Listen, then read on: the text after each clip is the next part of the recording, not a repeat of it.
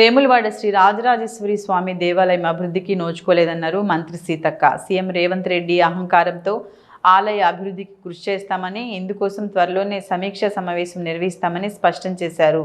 రాజన్న ఆలయ అభివృద్ధిలో భాగస్వాములమవుతామని ఉద్ఘాటించారు. మంత్రి సీతక్క రాజన్న సిరిసిల్ల జిల్లాలో పర్యటించారు. ప్రభుత్వ విప్ ఆది శ్రీనివాస్తో కుటుంబ సభ్యులతో కలిసి వేములవాడ రాజన్నను దర్శించుకున్నారు. ఆలయ అర్చకులు పూర్ణ కుంభంతో స్వాగతం పలకగా స్వామివారిని దర్శించుకున్న సీతక్క రాజన్నకు ప్రత్యేక పూజలు నిర్వహించి మొక్కులు చెల్లించారు. అనంతరం అద్దాల మండపంలో సీతక్కకు వారి కుటుంబ సభ్యులకు ఆలయ అర్చకులు వేదాశీర్వచనం అందించగా ఆలయ ఈవో కృష్ణప్రసాద్ స్వామివారి తీర్థప్రసాదాలను అందజేశారు. సమ్మక్క సారక్క జాతరకు ముందు శ్రీ రాజరాజేశ్వరి స్వామి వారిని దర్శించుకోవటం, పూజించడం మా అమ్మ నాన్న కుటుంబ సభ్యులకు ఆనవాయితీగా వస్తుందన్నారు సీతక్క.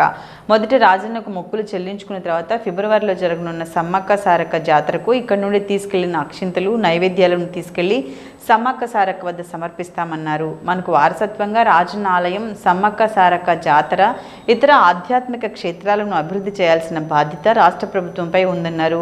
వీటి ప్రాశస్యం దేశం మొత్తం తెలిసేలా విస్తృత ప్రచారం చేయటమే కాకుండా ఇక్కడికి వచ్చే భక్తులు మెచ్చేలా ఏర్పాట్లు చేస్తామన్నారు. పంచాయతీ ఎన్నికలు ఇప్పటికిప్పుడు నిర్వహించే పరిస్థితి లేదన్న సీతక్క దానికి సంబంధించి ఎట్లా చేయాలో అనేది ఇవాళ రేపు నిర్ణయిస్తామన్నారు.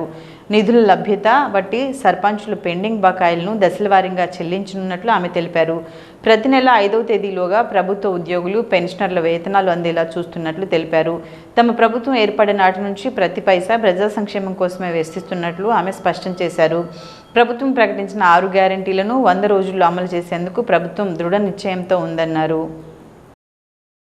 అందరూ కూడా మన ఇష్టదైవంగా పూజించే శ్రీ రాజరాజేశ్వరి ఆలయం వేములవాడ మనందరికీ కూడా ఎంతో ఇష్టదైవము. ఈరోజు మా కుటుంబ సభ్యులతోటి, అదేవిధంగా మా సోదరుడు అదిశీలన్నతో కలిసి మరి దర్శించుకోవడం జరిగింది.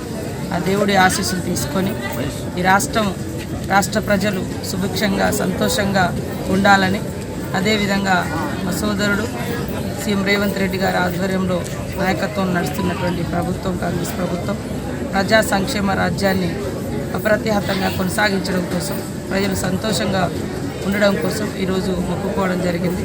అదేవిధంగా మా నాయకుడు రాహుల్ గాంధీ గారు కూడా వారు సాగిస్తున్నటువంటి, దేశం కోసం సాగిస్తున్నటువంటి న్యాయయాత్ర పోరాటం విజయవంతం కావాలని కూడా కోరుకోవడం జరిగింది. ముఖ్యంగా మాకు చిన్నతనం నుంచి కూడా మా అమ్మ నాన్న, మా కుటుంబం అంతా మరి వేములవాడకు వచ్చి రాజరాజేశ్వరిని పూజించుకున్న తర్వాత ప్రతి జాతరకు మళ్ళీ ఇక్కడి నుంచి సమ్మక్క సారలమ్మ పోవడం మాకు ఆనవాయితీగా వస్తున్నటువంటి అంటే ఆ విశ్వాసం. ఫస్ట్ మొక్కులు ఇక్కడ చెల్లించుకున్న తర్వాత జాతరకు వెళ్ళడం.